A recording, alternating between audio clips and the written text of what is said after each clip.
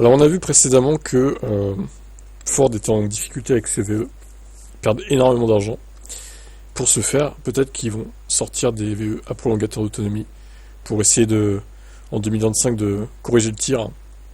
Donc Jim Farley a fait référence au modèle chinois lorsqu'il a confirmé l'arrivée de la technologie chez Ford. Selon lui, les clients chinois considèrent ces modèles comme des véhicules électriques à part entière et ils roulent à 95% en mode électrique.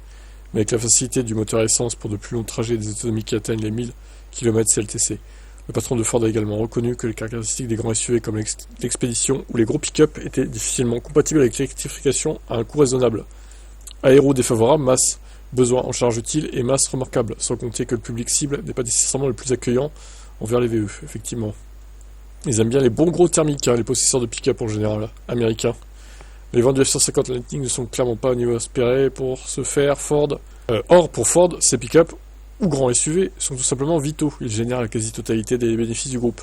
De véritables vaches à lait, auxquelles le constructeur américain doit faire passer le cap de l'électrification. Donc avec le prolongateur d'autonomie, Ford compte proposer une sensation de conduite de VE, une réduction des émissions de CO2, une autonomie permettant de franchir de longues distances, y compris avec une imposante remorque, le tout sans avoir besoin d'installer 200 kWh de batterie. Selon lui, ces modèles pourraient avoir un prix équivalent à celui des thermiques purs. Bon, à voir les caractéristiques.